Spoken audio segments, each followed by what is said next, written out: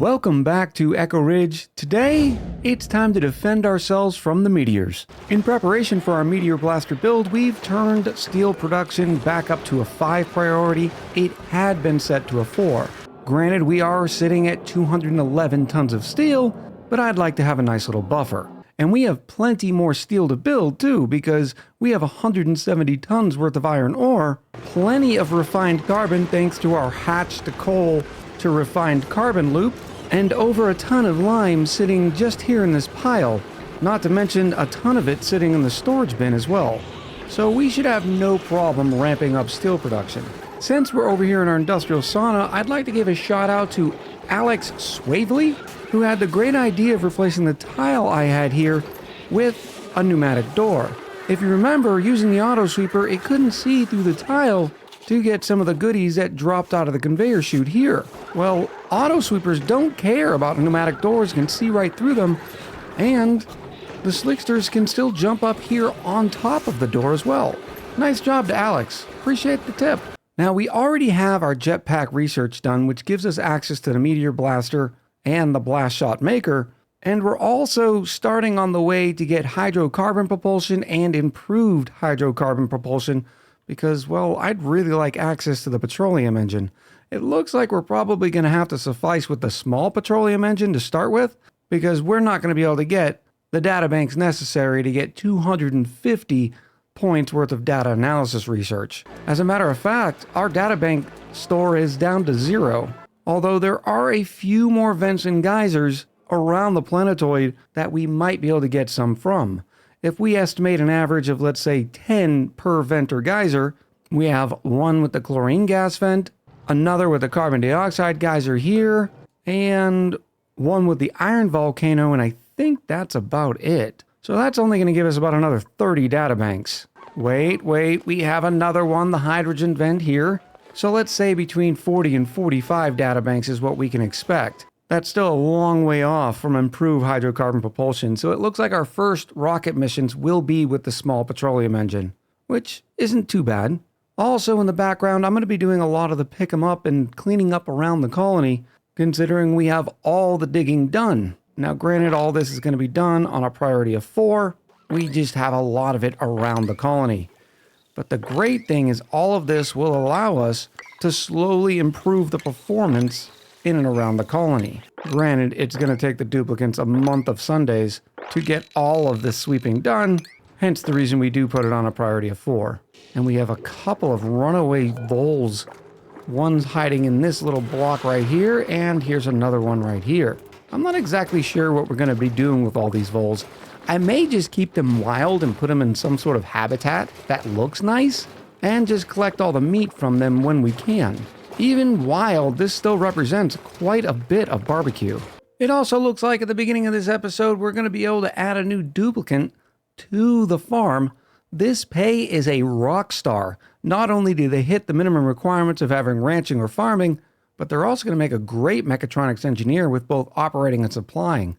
Additionally, they're green thumb, gourmet, and iron gut, all for the low cost of just being an unpracticed artist, which is kind of a bonus, because that gives them more decor morale.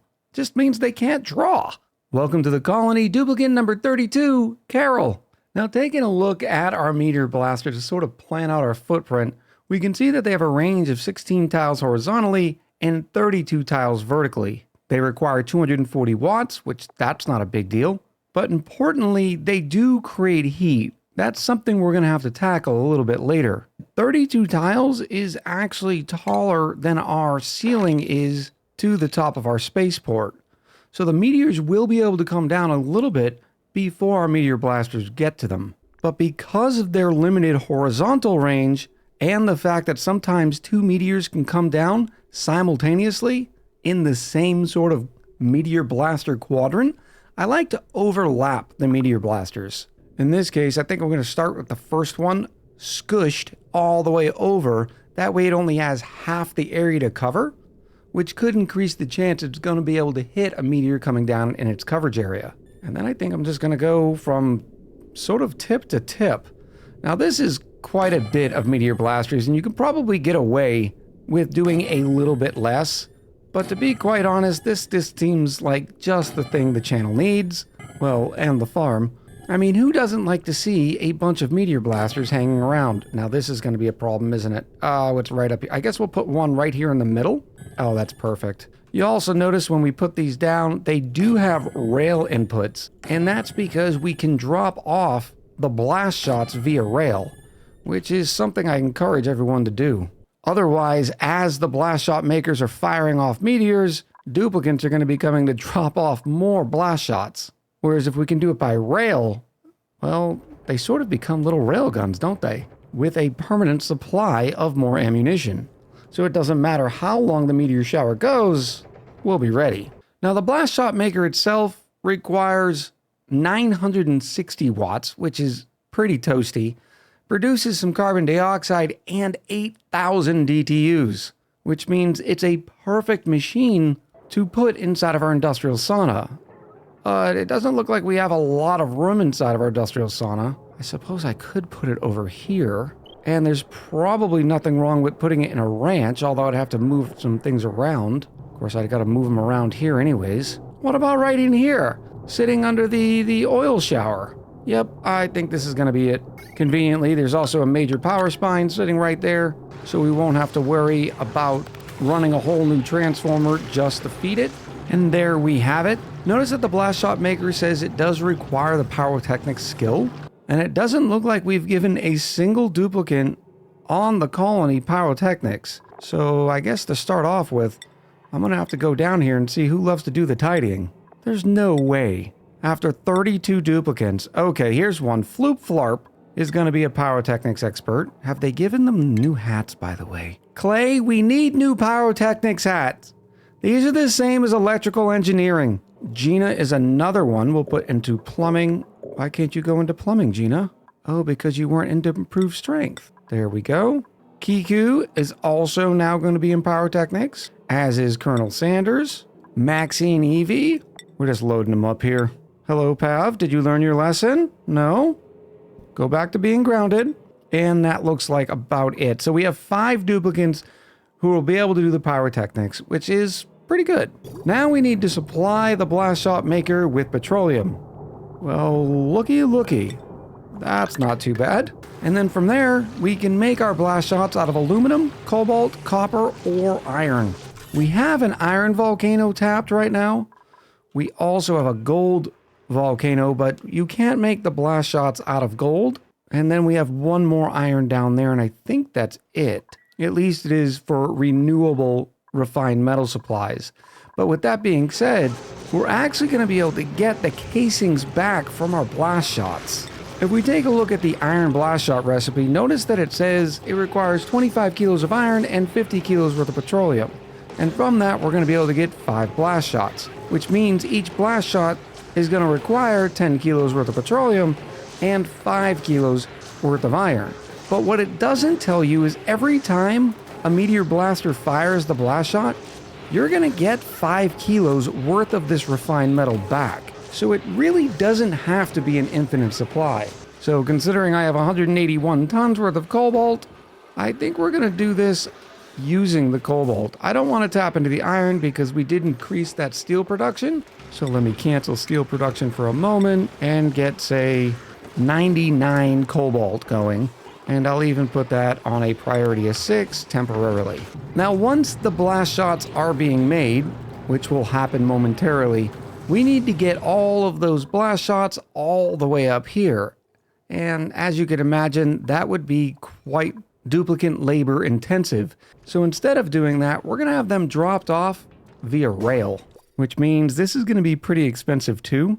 Out of all the ores, it looks like we have the most out of the cobalt ore. So I do not see why we don't. I'm not going to be putting them inside this bunker tile, and you'll see why in a coming episode. Long story short, all these bunker tiles are going to end up being debris chillers as well. So I suppose they can ride the rail this way.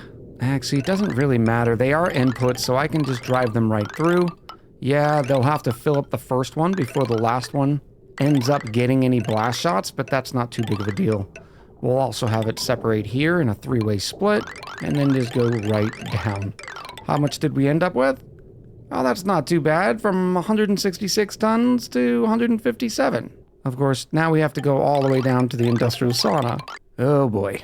From here to here, I'm thinking the quickest path without having to go through all this headache is going to be to head to the side, which means it'd probably been smarter just to tie it in from up here. That would save us some ore in the long run, wouldn't it? Because then we wouldn't have this huge horizontal line. So let's do that instead. Furthest place the neutronium comes out is right there. So this seems fine. And then back down into the sauna. And then we'll set up some sort of system here using our wonderful conveyor loader and an auto sweeper. Oh, look how nice this is going to be. Let's make sure we make it out of steel. While the dupes are finishing all the building of these rails, I wanted to discuss something else that may impact the way the farm does business. The fact is, we just make too many critters. Looks like this ranch could use another one. And so, I have to cull them quite a bit. And I know we started this series talking about the humane treatment of critters, but really, is this any more humane than evolution chambers? I don't know. As an example, just in these 4 water tanks, we have over 200 critters. And while they're doing a great job making us all sorts of eggshells, well, we'd still get those eggshells if they just, didn't grow old.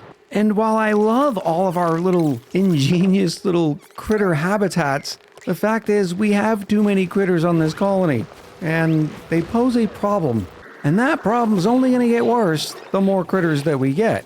My final point to the argument is, well, we're calling this series the Farm Series, not the Nature Reserve Series. So work with me a little bit on the whole evolution chamber thing, okay? More to follow in some coming episodes. Until then, it looks like the dupes are having just a great old time at a crab roast. We're under a meteor shower right now, but it's like a snowy meteor shower, where apparently the little snowballs come down, they hit the bunker tiles, they melt, and then the water disappears into the vacuum of space. Technically, they're called ice meteor showers, or I could just say it's a hailstorm. Some of it's lasting a little bit longer, but for the most part, it's all going to end up going away. The bunker tiles are going to be able to absorb all that heat, or rather spread the heat to the crushed ice and the snow, causing it to heat up, and then once again, liquefying and disappearing in the vacuum of space. It looks like over on this side, the ice finally won out. The bunker tiles are down at -10, so the crushed ice is actually staying decently cool, so it's not instantly melting. So we'll go dig it up and end up putting it in our ice container. It's time to consider the power plan. Now we have 1, 2, 3, 4, 5, 6, 7, 8, 9, 10, 11, 12, 13, 14, 15 meteor blasters. So it looks like the meteor blasters alone are going to require 2 large power transformers. That seems like a good enough spot right here, and actually, no, we have power spines way over here. We just need to extend them up, I suppose temporarily, because these troughs are not going to stay there for very long. We can add a couple of joint plates, one over on the left and one over on the right, and then just continue this all the way up. Now this is not going to be a perfect solution because once again they will require cooling since all the atmosphere here is sort of dissipating into the vacuum of space. So I'm going to build them out of steel just so I can deal with that even further out than what I plan on. This one, annoyingly enough, is going to be on the outside of our power spine instead of tucked on the inside, but I don't want to interfere with the ladder and everything for the ice dispenser. Large power transformer in there. And now all we have to do is worry about the conductive wire. Now I'm not going to use lead because this area is going to get too hot. So I think I'm going to use another good supply. We have plenty of refined gold, so we'll use it. And my streamer math tells me I can have at least 8 before we hit 2,000 watts. That's 3. So I think what we'll do is just have one side be on one transformer, and then the other side be on... Oh, nope, there's too many. Looks like this one's going to have to be on the right side, and then the rest of them can be on the left. Now, this is probably not necessary, because I highly doubt all 8 meteor blasters are going to be firing at the exact same time. In fact, I'm pretty sure that'll never happen, but it was just a good way to divide them. In fact, I'm going to try to tempt fate. And I'm going to have this one over on this side just because it looks better. And we'll see if we ever get a brownout here. Now, this is on the theory that they only use power once they're firing. There is a point where they're scanning, but I'm not sure if that requires the 240 watts. I may have to change that here in a little bit. The left side of our Meteor blaster array is active. You can see they do have power, but they don't have active uptime. And I think it's because there isn't any meteors around. You can also see there's no current load on the conductive wire. But I highly suspect once a meteor shower comes down, they're all going to end up turning on, which means this last meteor blaster is going to have to join the right side of the array. At least that's the theory. We'll see how that goes. Now it's time to turn on blast shot production. Now we're going to set blast shots to forever. Now, granted, this could pose some problems because we don't need an infinite supply of blast shots. We just sort of need an ample supply of blast shots. So we're going to be able to control the production using some automation and our friend the smart storage bin. By using a smart storage bin and our wonderful NOT gate, tying in the automation like this, well, my wonderful idea is not going to work. I'm going to have to think of something else because apparently the smart storage bin can't hold the blast shots. So there it goes. So I'm going to have to use a system I've used before, and that is just keeping enough on the line. And this is a pretty cool system after all anyways. And I think I'm going to start it, let's say right here. And I'm going to use a conveyor rail element sensor and put it, say, right here. It's going to come up and over just like that. We'll separate the line. And then I'm going to use a nice filter gate. Don't worry, I'll explain why here in a moment. And I'm going to tie it all in, all the way down until we finally get to our wonderful blast shot maker. And once again go through another NOT gate. And here on a conveyor rail element sensor, I'm going to select blast shots. And the way this is going to work is blast shots are going to ride this rail and pass the conveyor rail element sensor. Every time it does, the element sensor is going to light up green. Well, we use a filter gate, and we'll say 30 seconds. That way, we're not triggering this automation unless the blast shot is literally sitting on this line. But once one is sitting on this line for longer than the 30 seconds, a green signal is going to fire all the way down here, hit the NOT gate, which is going to flip it to red, which is then going to turn the blast shot maker off. So in effect, what this means is we're going to have a backlog of blast shots that's going to fill this entire rail all the way up to the Meteor blaster array, with each Meteor blaster being full. But when it fires one off, well, one comes off the rail, which means the whole line will shift and another blast shot will be made. Now, it's going to take Gina and friends quite a long time to actually fill the rail. As example, I can select blast shots, and now our auto sweeper is going to pick them up, start loading them on the rail, and you can see here there's 50 kilos of blast shot. In other words, this is 5 blast shots. As we'll be able to tell once it enters the Meteor blaster, you can see under the status, blast shot times 5. Ooh. And as soon as it actually had blast shots, it turned on, as we can tell by the current load that just increased. So our theory was wrong and then correct and then wrong again. So I'm going to have to tie this one in just like that, and we'll separate the left array from the right at this point here. It's not as clean as I was hoping, but it's going to work like a charm. With our blast shots active, we have another issue. It's going to take quite some time for the blast shots to end up backing up on this rail, so I'll get back to you with a status update that in a little bit. But we have another problem that we have to contend to that you will also have to contend with depending on your Meteor blaster installation. And that's the fact that they produce so much heat. Notice this Meteor blaster is already at 86 degrees. Now granted, it's made out of steel and doesn't really overheat, but it will melt at approximately 2400 degrees. So it's a good idea to provide some sort of active cooling for all of your machines. And the way I like to do it is by using the wonderful new conduction panel. I really gotta stop saying it's new, it really isn't at this point. The material that you use it out of doesn't really matter, although the better the conductivity of the material, the better the conduction panel will work. So I'm just gonna put a bunch of conduction panels connected to the bunker tiles. Something like this. And we'll notice as soon as this conduction panel is done, the Meteor Blaster is quickly lowering temps. And that's because it's sharing thermals now with the bunker tiles. But this is going to cause the bunker tiles to heat up. Which this can be okay, but remember, on something like a slime meteor that comes down, you don't want these tiles to be too hot, otherwise that slime is going to instantly flash into dirt. Well, I want the slime so we can keep feeding the mushrooms, so I need to make sure these bunker tiles stay cool. And I figured, well, we already have a lot of thermal capacity here in our giant water tanks, so we're going to utilize it. I'm going to take our wonderful polluted water line, and we're going to spend entirely too much getting this line all the way up there. Why is this like this? This is horrible. Who did this? And we're going to continue the line all the way up.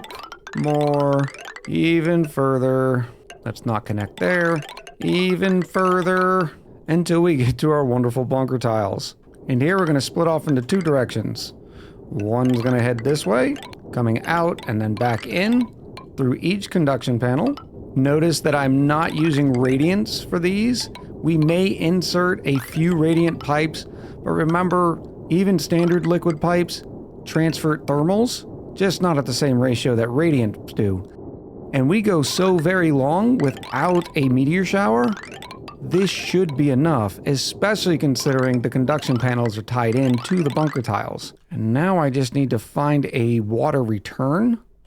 I don't even know where my closest one is. Here's one right here. Congratulations, water return. You're now kind of a coolant return. Oh boy, this is going to be more spaghetti.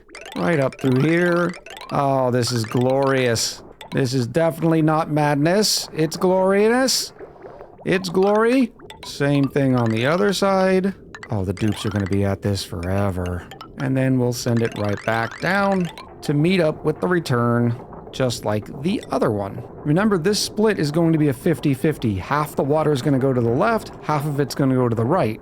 So this line here is not going to be a full pipe until they join back, so it should be a pretty constant flow. Now let me add a bunch of perfectly placed non-errored bridges. In fact, the only other things that are on this line here is the sludge press, one steam return, that's not too bad. This carbon skimmer, oh, both steam returns, and this polluted water geyser. Yeah, we're gonna have to flip this up a little bit. This line's gonna be way too full, way too often. So I think we're gonna use this line right here instead by just doing that, and then I'll separate them there. There we go, that's a little bit better. Look, if you don't have this many pipes, are you really playing auction not included? I'm not exactly sure the answer to that question, but this is just how it ends up for my playthroughs. And you got to admit, it's kind of beautiful, okay? And already the polluted water is flowing, although it's a bit jumpy, mostly because the duplicants are still building pipes, and also because, well, the simulation's going pretty slow. Hence the reason we need to kill critters. Okay, this interchange is not as beautiful. I will give you that. But considering all of this works, I mean, that's a big positive. I'm also going to need some extra scaffolding, which is going to take the duplicants even longer to build all this, but it'll be fine. Time for some glorious ×9 speed. While the dupes are busy doing that, I'm increasing the priority on the blast shot maker to 7. One thing to keep in mind, when you're first starting to fill your arrays, or whatever you want to call your awesome missile complex with blast shots, each set of 5 takes 80 seconds. This is a significant amount of time. It may even be worth it for you to add a second blast shot maker. Now, after you fill the line, you will not need 2 blast shot makers, because the only thing they'll be doing is refilling the line after meteors come. And let's hypothetically say you have a large meteor shower and you get hit with 30 to 40 meteors.